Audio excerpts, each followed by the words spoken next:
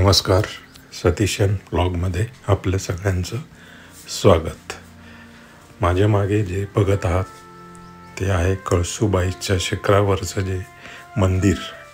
कोणी तिथे कळसू आईसुद्धा म्हणतं आणि कळसूबाईचं शिखर हे महाराष्ट्रामध्ये अतिशय प्रसिद्ध असं सगळ्यात उंच स्थान आहे. कळसूबाईचं जे शिखर आहे त्याची उंची समुद्रसपाटीपासून 1646 मीटर किंवा 5400 फूट इतक्या उंचीवर हे महाराष्ट्रातलं सर्वोच्च शिखर आहे. तर इथे येण्यासाठी आपल्याला, आता मी पुण्याहून आलो आहे, तर पुण्याहून नाशिक हायवे मार्गे नारायणगाववरनं ओझर, ओतूर, कोतुळ, राजूर, तिथून पुढे बारी विलेज. तर बारी गाव जे आहे ते या कळसासाठीचं बेस्ट पॉईंट आहे तो. तर हा ट्रेक आम्ही सकाळी 4 वाजता सुरू केला होता. त्यामुळे वरती येत असताना खूप अंधार होतं, तर येताना जास्त शूटिंग म्हणजे दिसतच नव्हतं कॅमेऱ्यामध्ये. त्यामुळे मी ते आता आपण खाली जाताना त्याचं शूटिंग करणार आहोत. तर इथलं मेन म्हणजे सकाळी जर लवकर आलं तर जो सूर्योदय बघायला मिळतो हा तो रूट मॅप आहे, कसा रस्ता येऊ शकतो. आणि इथे जे लाल डॉट दिसत आहेत त्याच्याने कळसूबाईच्या शिखरावरनं दिसणारे वेगवेगळे किल्ले, त्यांचे डिटेल्स आहेत. तर जसं की मी आधी सांगितलं, रात्री 4 वाजता आम्ही सकाळी 4 वाजता आम्ही ट्रेक सुरू केला होता. साधारण 6:30-7 वाजेपर्यंत आम्ही वरती पोहोचलो. पण वरती आल्यानंतर धुकं असल्यामुळे जो सूर्योदय बघायचा होता तो आम्हाला बघता आला नाही. जे पाठीमागे आपण बघत असाल तर सूर्य हा ढगांच्या मागे असल्यामुळे दिसू शकला नाही. तर आपण जर येणार असाल तर ते असं प्लॅन करून या की ज्यावेळी ढगाळ वातावरण नसेल अशा वेळी. आणि शनिवारी रविवारी शक्यतो यायचं टाळलेलं जास्त चांगलं, कारण आम्ही जेव्हा इथे वरती पोहोचलो तर त्यावरती जो शेवटचा जो टप्पा आहे जिथे मंदिर आहे तिथे पाय ठेवायलाही जागा नव्हती. एवढी हा थोडासा सूर्य दिसतो आहे समोर, बस त्याच्यापेक्षा जास्त आम्हाला बघायला नाही मिळालं. पण तरी तेही दृश्य जे होतं ते अतिशय नयनरम्य असं, म्हणजे एवढा ट्रेक करून आल्यानंतर त्याचं थोडंसं मनाला एक समाधान मिळतं. ते वर्थ वाटतं की हा ट्रेक करून आपण इथे पोचलो. आणि वरती आल्यानंतर हे समोर दिसत आहेत ते अलंग, मदन, कुलंग ही किल्ले दिसतात. आणि आधीच्या नकाशामध्ये मी दाखवलेले आहेत बाकीचेही ते किल्ले. इथून म्हणजे थेट खाली माथेरानपर्यंतची जर वातावरण क्लिअर असेल तर माथेरानपर्यंतचा भाग या किल्ल्यावरनं दिसतो. म्हणजे किल्ल्याच्या पूर्व आणि उत्तरेच्या मध्ये जर थोडंसं बघितलं वरती गेल्यानंतर तर त्या बाजूला ते सगळे हरिश्चंद्रगड, माथेरान, भीमाशंकर या सगळ्या रांगा तिथनं दिसतात. तर हे ॲक्च्युली वरती छोटंसं कळसूबाईच्या नावाने मंदिर बांधलेलं आहे. याच्या मागे वेगवेगळ्या कथा दिलेल्या आहेत ज्या विकिपीडियावरही अवेलेबल आहे. की कळसूबाई ज्या आहेत त्या या गावाच्या सुनबाई होत्या आणि त्यांना वन्य म्हणजे ज्या वनस्पती होत्या त्यांचं खूप ज्ञान होतं आणि त्या औषधी वगैरे देऊन तिथल्या लोकांना ते म्हणजे बरं करत असत. तर मग जेव्हा त्यांचा मृत्यू झाला त्याच्या स्मरणार्थ हे वरती स्मारक म्हणून मंदिर बांधलं आहे असाही एक विकिपीडियावर अशी एक गोष्ट अवेलेबल आहे. दुसरं म्हणजे इथे आधीपासून कोळी समाजाचे, मला वाटतं महादेव कोळी समाजाच्या लोकांची वस्ती आहे आणि त्यांची ही देवता आहे. तर ते वर्षातनं इथे नवरात्रीलाही यात्रा भरते आणि मंगळवारी आणि गुरुवारी इथे पूजा होत असते असं मी इथल्या लोकल ग्रामस्थांकडनं ऐकलं. तर ज्यांना वरती येणं शक्य होत नाही, सुरुवातीला जी मी कमान दाखवली तिथे एक खाली पण एक मंदिर बांधलेलं आहे. तर जे वरती चढून येऊ शकत नाही ते तिथे देवीची पूजा वगैरे करतात. तर आता हा पीक वरचा जो सगळ्यात वरचा भाग होता तिथला आता आपण सकाळी सर्व आटपून आणि आता हा परतीचा प्रवास. तर मी जे डोक्याला बांधलेला स्कार्फ आहे तो बघत असाल, त्याचा जो हवेने उडतोय त्याच्यावरनं अंदाज येईल की इथे खूप जोरात हवा असते. त्यामुळे हिवाळ्याच्या दिवसात खाली जी थंडी आहे त्याच्या दुप्पट थंडी वरती असते. तर त्या हिशोबाने तुम्ही प्रिपेअर करून येऊ शकतात. दुसऱ्या ह्या मध्ये अशा शिड्या आहेत. इथे थोड्या स्टेप्स पायऱ्या बनवलेल्या आहेत, पण मधल्या काही भागांमध्ये अँगलच्या शिड्या आहेत. तर त्या अँगलच्या शिड्यांवर पाय ठेवला तर ते पायाला रुततं, टोचतं. तर पायामध्ये जरा सपोर्ट चांगला असलेलं बूट, चप्पल जे काय आपण वापरत असाल ते थोडं हार्ड असलं पाहिजे, जेणेकरून आपल्या पायाला ते रुतणार नाही. तर आता हा उतरायला सुरुवात केली. उतरताना जास्त वेळ लागत नाही, पण तुम्हाला जे कंट्रोल करावं लागतं पायांना, तर त्याच्याने तुमच्या ज्या थाईस, गुडघे याच्यावर खूप ताण येतो. तर त्यासाठी सपोर्टिंगला एक जी ट्रेकिंगची काठी असते, स्टिक असते, ती सोबत ठेवलेली कधीही चांगली, जी फोल्ड होते. किंवा इथे येताना खाली लोक त्या विक्रीस बांबूच्या काठ्या पण खाली विक्रीला असतात. तर तो सपोर्ट असला तर तेवढंच बरं होतं घसरण्यापासून वाचण्यासाठी. कारण इथे खूप ठिकाणी घसरडा असा, आता जिथून मी चालतो आहे तिथे ती माती आणि ते बारीक असे जे वाळूसारखे झालेले दगडाचे कण, तर त्याच्यावरनं तुमच्या बुटाची किंवा चप्पलची ग्रीप चांगली नसेल तर मी खूप लोकांना इथे घसरताना बघितलं आहे. तर जस्ट आत्ता हा वरचा जो सुळका आहे तिथून खाली उतरलं तर समोर आपल्याला जे 3 पत्र्याचे शेड दिसत आहेत, तर तिथे चहा नाश्ता वगैरे करण्यासाठीचे थोडेसे 2-4 हॉटेल आहेत आणि त्याच्याच बाजूला एक पाण्याची विहीर आहे. तर इथे त्या जी माहिती मिळाली आहे म्हणजे ते इतक्या, म्हणजे महाराष्ट्रातल्या सगळ्यात उंच शिखरावर आपण येतो आहे आणि अशा ठिकाणी वरती विहीर आहे आणि तिला वर्षभर 24 म्हणजे 12 महिने पाणी असतं पिण्यासाठीचं. तर हे वरती हॉटेल्स वगैरे जे आहेत ते तिथलंच पाणी वापरतात त्या विहिरीचं.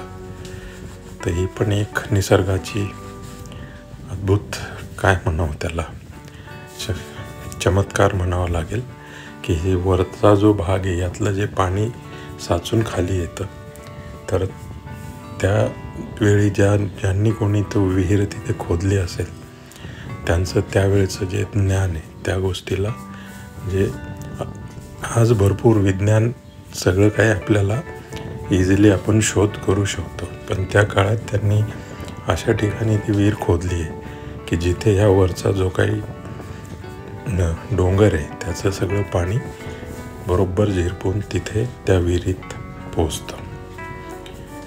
तसं हळूहळू आता उतरताना पुढे आपल्याला 2-3 अवघड टप्पे आहेत ते पार करावे लागतात. आणि कळसूबाईचा टोटल ट्रेक जर म्हणाल तर मला वाटतं 6.5-7 किलोमीटर एका बाजूने, म्हणजे जाऊन येऊन 13-13.5 किलोमीटरचा तुमचा हा ट्रेक होतो. हा ट्रेक शक्यतो सकाळी 3-4 वाजता सुरू केलेला चांगला, कारण ऊन झालं की वरती चढण्यासाठी मग ते जे आपण सकाळी 2 ते 3 तासात करू शकतो त्यासाठी तुम्हाला 1.5 पट टाईम मग ऊन झाल्यानंतर लागतो, कारण की सारखा थकवा येतो आणि मग मध्ये मध्ये थांबत यावं लागतं. तर सकाळी 4 वाजता केलं तर आम्ही साधारण 7 वाजता वरती होतो. 3 तास, थोडा वेळ 1 तास तिथे थांबून पुन्हा खाली येताना 1.5 ते 2 तास. तर असे 4 आणि 2 6-7 तास या ट्रेकला लागतात. मग त्यानंतर वरती अजून जास्त वेगवेगळे पॉईंट आहेत. तिथे फिरत बसलं तर मग पूर्ण दिवसही आपण इथे या गडावर शिखरावरती घालवू शकतो. आणि ट्रेकिंगला येण्याआधी म्हणजे उंची तशी, हे जे मी आधी म्हटलं की काही रेस्टॉरंट्स वगैरे तिथे आहेत, तर इथे ते पूजेसाठीचं साहित्यही मिळतं मंदिराच्या. आणि चहा, कॉफी, नाश्ता, मॅगी म्हणजे मिळून जातं. तरी खालून येताना आपल्यासोबत आपल्या बॅगमध्ये थोडं तरी खाण्यासाठी आणि एखादी पाण्याची बॉटल सोबत ठेवणं हे कधीही चांगलं असतं. कारण हे सीझनल आहे. आता मी शनिवार रविवार या पिरियडमध्ये आलो आहे. आता वीकडेजला इथे असतात की नाही ते मी सांगू शकत नाही. त्यामुळे येताना आपल्या जे ट्रेकर्स असतात त्यांच्याकडे त्यांच्या बॅगेमध्ये बेअर मिनिमम लागणाऱ्या गोष्टी जसे गूळ, चणे, फुटाणे, चॉकलेट, थोडेसे बिस्किट, पाणी या गोष्टी जरूर असतात. कारण ट्रेकमध्ये कुठे काय अडथळा येईल, कुठे थांबावं लागेल हे सांगता येत नाही. त्यामुळे या मिनिमम काही लागणाऱ्या गोष्टी ठेवा. तिथून अंदाज येत असेल की गर्दी किती आहे.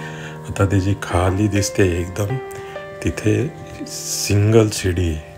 तर तिथून उतरण्यासाठी ती खाली रांग लागली आहे. तर आपल्यालाही जाऊन आता पुढे रांगेत थांबावं लागेल. तर साधारण एक अर्धा पाऊण तास तरी वेटिंग तिथे होतं. कारण तो पॅच असा आहे की एका वेळी फक्त खालची माणसं वर येऊ शकतात किंवा वरची खाली जाऊ शकतात. तर इथे जे ट्रेकर्स ग्रुप घेऊन येतात लीडर्स, तर ते ग्रुपचे लीडर आहेत. त्यांच्याकडे वॉकी टॉकी वगैरे असतात. ते थोडं कंट्रोल करतात, सहकार्य करतात. पण लोकांनीही थोडंसं सहकार्य करणं जास्त जरुरी आहे. कारण की बरेचसे लोक जे आहेत ते मध्ये घुसून जे आधी लाईनीत उभे आहेत तर आडव्या तिडव्या इकडच्या तिकडच्या बाजूने येऊन मध्ये घुसून पुढे जाऊन सहकार्य केलं तर सर्वच वेळेत पोचू शकतात. सर्वांनाच घाई असते. पण आता काही असतात प्रवृत्ती की त्यांना सांगूनही उपयोग नसतो. म्हणजे आपल्याकडे ही गोष्ट डिसिप्लिन नावाची जी आहे ती कुठेही बघायला मिळत नाही. तर म्हणजे फार दुसऱ्या देशाची प्रशंसा करायला नको, पण तुम्ही आधीचे व्हिडिओ बघाल माझ्या डेस्टिनेशन्स डायरी या चॅनलवरती अमेरिकेचे, तर तिथे एखादा माणूस एखादा स्पॉट आहे तिथे जर तो फोटो काढत असेल तर जोपर्यंत त्याचं होत नाही तोपर्यंत बाकीचे लोक, तिथं कोणी ॲडमिनिस्ट्रेटर नसतो सांगायला, पण सर्व लोक लाईनीने शिस्तीत उभे असतात. समोरच्याला त्याचा पूर्ण टाईम देतात. त्याला कोणी असं बाजूला व्हा, इकडे व्हा, तिकडे व्हा असं काही नसतं. तो त्यांनाही माहीत असतं समोर गर्दी उभी आहे, त्यामुळे ते जास्त वेळ लावत नाही. पण प्रत्येकाला आपला तिथे टाईम दिला जातो. तसंच असं जिथे स्पॉट येतो अशा ठिकाणी न सांगता ते लाईनीने उभे राहून आणि म्हणजे प्रत्येकजण प्रत्येकाचा रिस्पेक्ट करतो.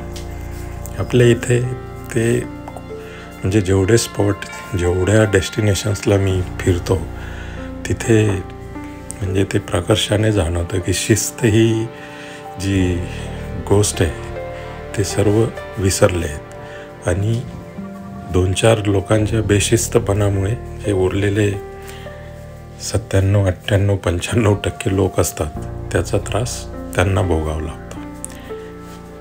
एनिवेज तर ते आपण काही करू शकत नाही. आपण आपल्या मार्गाने चालत राहणं तेवढंच आपल्या हातात आहे. तर आता आपण त्या शिडीच्या टप्प्यापर्यंत पोहोचतो आहे. तर वेगवेगळ्या टप्प्यावरनं वेगवेगळे गड इथनं किल्ले दिसत असतात. जर आपल्याकडे थोडा निवांत वेळ असेल आणि थोडंसं येताना अभ्यास करून आला तर शिखरावरनं बऱ्याचशा गोष्टी आपण बघू शकतो. आता हा जो उतारासारखा दिसतो, एक चांगली गोष्ट आहे की इथे सर्व ठिकाणी रेलिंग लावून ठेवलेले आहेत. त्या रेलिंगचा खूप चांगला आधार मिळतो. तर माझ्या समोर एक म्हणजे बऱ्याच वयस्कर लेडीज होत्या, त्या पण वरती आल्या होत्या. पण ह्या रेलिंगला पकडून त्यांना म्हणजे बराच आधार मिळाला. पुढे जे स्टीप उतार आहे तिथे आम्हाला त्यांना थोडा सपोर्ट द्यावा लागला उतरताना, कारण की समोर आता इथे बघायला असं पुढे तर एकदम खाली असं खड्डं असल्यासारखं जाणवतं. येताना आपलं तोंड हे समोर असतं जमिनीकडे, त्यामुळे काही वाटत नाही. पण उतरताना आपण पुढे बघून उतरत असतो.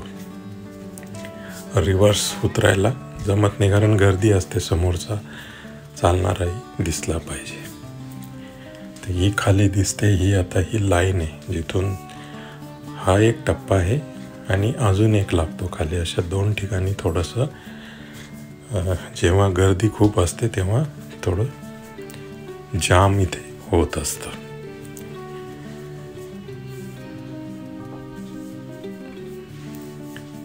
बाकीचं प्रिपरेशन ॲज मी ऑलरेडी सांगितलंच आहे की कोणत्या सीझनमध्ये आपण येतात त्याप्रकारे. जर थोडंसं आधीचं असेल ऑक्टोबरमध्ये वगैरे, जेव्हा खूप हिरवळ वगैरे पण असते, पण त्यावेळी आपल्याला रेनकोट, छत्री सोबत ठेवणं जरुरी असतं.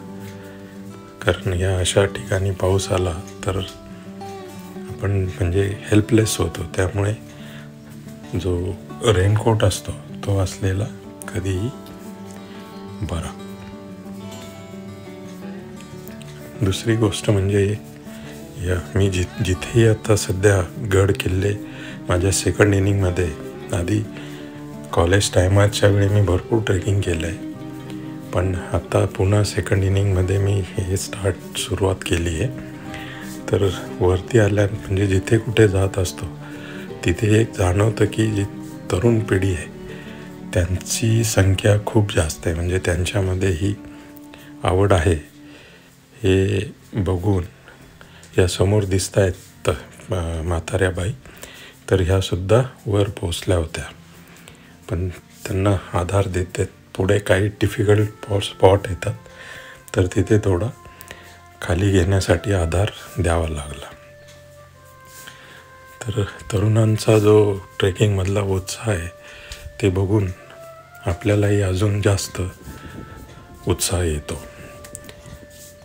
तर ही लाईन आहे आता जिथून हा दुसरा टप्पा आहे जिथे लाईन लागते.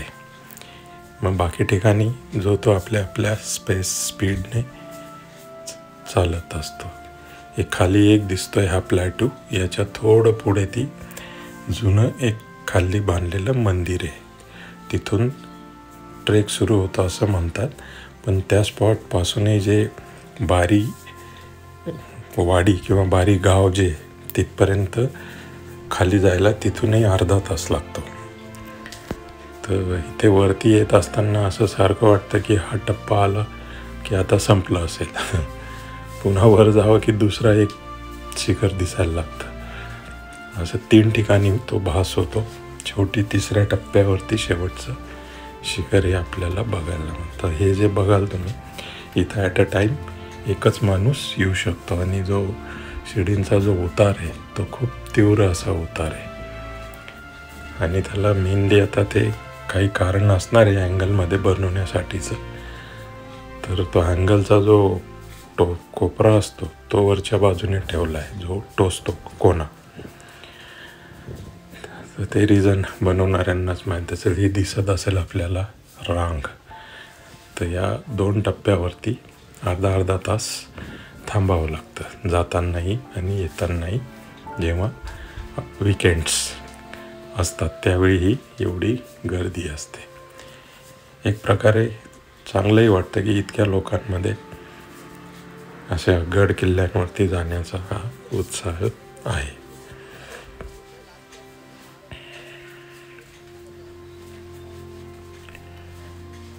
मध्ये मध्ये काही ठिकाणी हे असेही स्पॉट येतात जिथे उंच उंच दगड आहेत, पण मध्ये काही ठिकाणी ह्या छोट्या छोट्या पायऱ्या आहेत. अशा आल्यानंतर थोडंसं बरं वाटतं.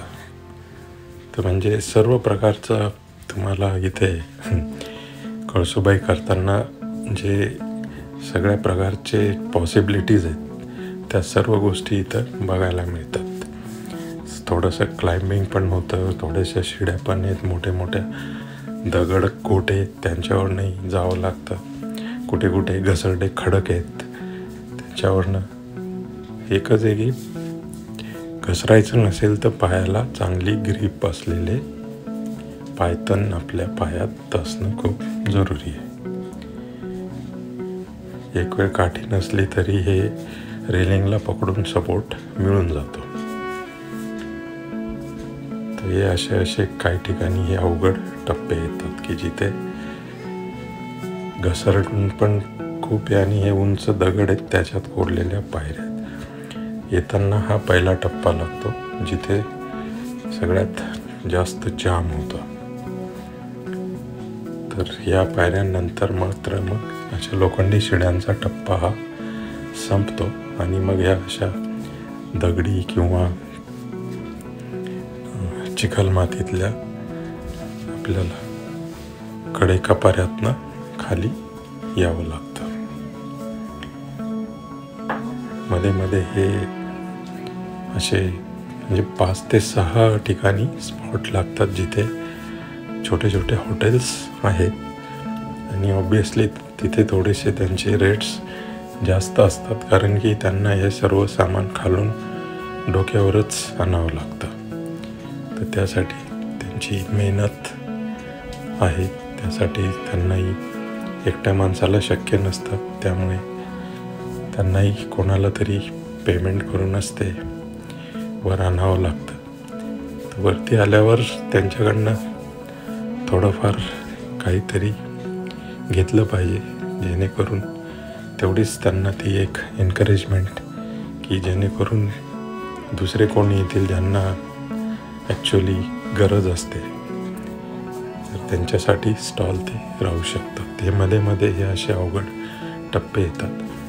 आता ते मातीचं पहाटे आणि तो सुकल्यामुळे तो घसरडा झाला आहे आणि काही ठिकाणी अशा झाडांच्या मधून वगैरे त्यांच्या जे मूळ खाली आले आहेत त्यांना पकडून काही ठिकाणी अशा प्रकारे उतरावं लागतं. खाली मध्ये जो प्लॉटो लागतो शेवटचा फ्लॅट सरफेस तिथून थोडासा जो मागे दिसतोय तो तिथे मी शिडींना लाईनीने उभे होते लोक, तो पीक तिथे दिसतो. पण इथे आल्यानंतर पुन्हा इथे ट्रेक संपत नाही. इथूनही खाली जवळपास 40-45 मिनिटाचा ट्रेक अजून बाकी राहिलेला असतो. यानंतर पुढे पुन्हा एक जी कमान येईल आपली जिथे वस्ती आहे त्या वस्तीपासूनही खाली अर्धा तास आपल्याला जावं लागतं. तो हा सगळ्यात वरचा उजव्या बाजूला दिसतोय तो सर्वात वरचा उंच पीक जिथून ही लाईन म्हणजे लाईनीतनं आपण उतरून खाली आलो. तर ती लाईन पार करून आता आपण खाली जवळपास येऊन पोचलो आहे. इथे मला थोडेसे टेंट वगैरे बघायला मिळाले पण ते नक्की सांगता येत नाही ते कोणी ग्रुप येऊन थांबला होता की ते रेंटेड म्हणजे कोणी येणाऱ्यांना कॅम्पिंगसाठी राहण्यासाठी बनवले आहेत. कारण की जाऊन येऊन येताना थकवा इतका होता की कोणाकडे जाऊन त्याची एन्क्वायरी करण्याची इच्छा राहिली नव्हती. ऊन होण्याच्या आधी जर ट्रेक संपवला तर म्हणजे कमीत कमी त्रासात आपला हा ट्रेक होऊ शकतो.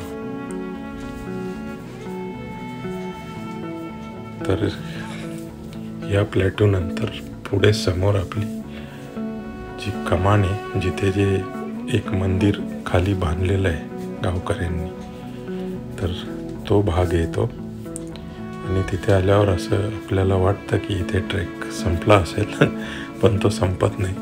तिथून पुढे अर्धा तास पुन्हा ट्रेक हा असतोच. त्या कमानीतनं बाहेर सरळ जर गेलं तर तुम्ही बारीची वाडी आहे त्या वाडीत जाऊन पोचतात आणि आपली गाडी जर बारी गावात पार्क असेल तर कमानीतनं बाहेर पडल्यानंतर उजव्या बाजूला जायचं आहे.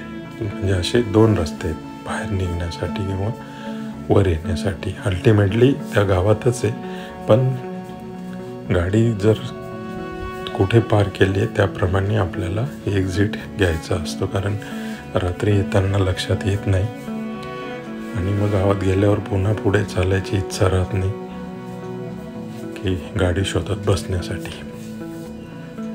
त्यामुळे हे 2 रस्ते तिथनं जातात, तर ते लक्षात घेऊन आपण आधीच आपली गाडी लावली कुठे, बारी वाडीमध्ये लावली आहे की बारी गावामध्ये.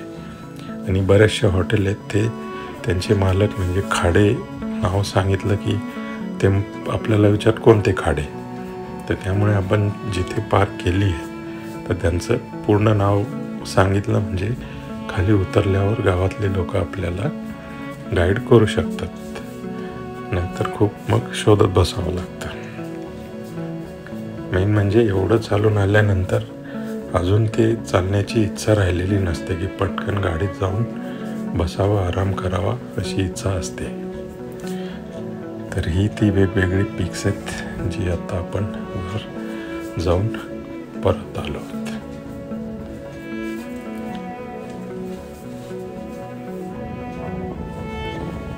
हळूहळू जर चालत गेलं तर होतं शक्य, असं नाही वेळ जास्त लागतो, पण म्हणजे जाऊन करू शकतो हा ट्रेक. आता हे इथे एक ती वस्ती लागते, ही त्या लोकांची शेती आहे, त्याच्यामधनं हा रस्ता आहे. आणि जस्ट आता हा जो उतार एक उतरला की आता आपला ट्रेक ॲक्च्युअल म्हणजे तसा संपत नाही, संपवण्यासाठी तिथून पुढे बरंच जायचं असतं. पण जे इथे जी मान्यता आहे ही सुरुवात तिथनं होते आणि तिथे तो संपतो, कारण तिथून पुढे ही वस्ती चालू होत असते. पण तरी हा टप्पा ॲटलिस्ट तिथूनही कमीत कमी 100-150 मीटर तरी खाली उतरावं लागतं आपल्याला. पण या पॉईंटला पोचल्यानंतर तेवढंच वाटायला लागतं की झाला आपला ट्रेक संपत आला. त्या मोटिवेशनने पटापट जात आहे. असे मध्ये मध्ये जे खडक लागतात ते थोडे डेंजरस स्पॉट आहेत, ज्याच्यावरनं ग्रीप मिळत नाही आणि घसरतात लोक. पावसाळ्यात शक्यतो येऊ नये, कारण की मध्ये मध्ये हे चिखल मातीचा रस्ता आहे, तर त्यावेळी भरपूर चिखलामध्ये पायही फसू शकतात किंवा अडकू शकतात, घसरू शकतात. तर साधारण ऑक्टोबर एंडला पाऊस संपल्यानंतर इमिजिएट आलं तर तेव्हा खूप हिरवळ असते आणि वातावरण प्लेझंट असतं. पण ऑक्टोबर-नोव्हेंबर पावसाळा संपल्यानंतर केव्हाही करू शकतात. तसे वर्षभर ट्रेक करणारे लोक असतात की जशी त्याची आवड आहे. कुणाला पावसाळ्यामध्ये ट्रेक आवडतो, कुणाला हिवाळ्यात, कुणाला उन्हाळ्यात. पण येण्याआधी शक्यतो माहिती घेऊन आलेलं बरं असतं आणि ज्या काळात थोडीशी गर्दी असते तेव्हा आलेलं चांगलं, कारण त्याच्याने इमर्जन्सीमध्ये काहीही सपोर्ट मिळण्याची शक्यता जास्त असते.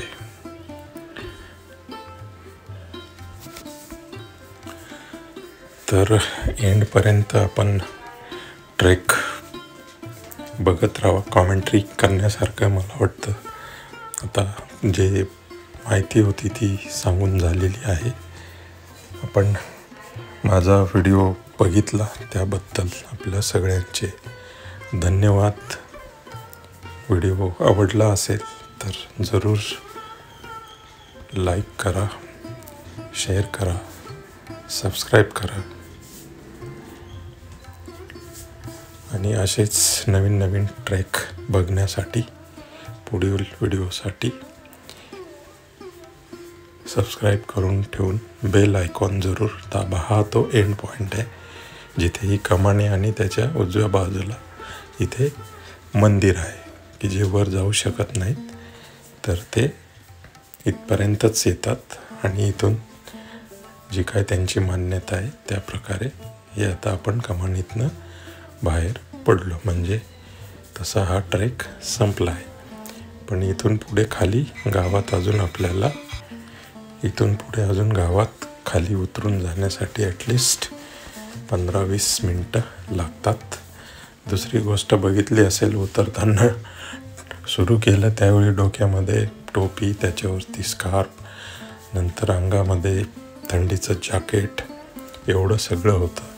पण जसं खाली आपण यायला लागतो तसं घाम येणं सुरू होतं आणि मग एक गोष्ट आपल्याला ती, हा जो तारेच्या मधून दिसतोय तो सगळ्यात वरचा कळसूबाईचा शिखराचा टोक ते तिथे आहे. आपण थोडंसं इकडनं लेफ्ट साईडने सुरू करतो आणि हळूहळू चढत असं तिकडे राईट साईडला जातो. तर हा होता झूममधला व्ह्यू. तुम्ही जाताना मी बारी गावामधनं ट्रेक सुरू केला होता आणि खाली येताना मी बारीची जी वाडी आहे तिकडनं खाली आलो. या रस्त्याने खाली आलं तर तुम्हाला पुढे एक ओढा लागतो, नदी, ती क्रॉस करून मग आपल्याला गावात जाता येतं. अशा प्रकारे हा ट्रेक संपला आहे. पुन्हा भेटूया पुढच्या ट्रेकमध्ये. पुन्हा एकदा धन्यवाद. थँक्यू.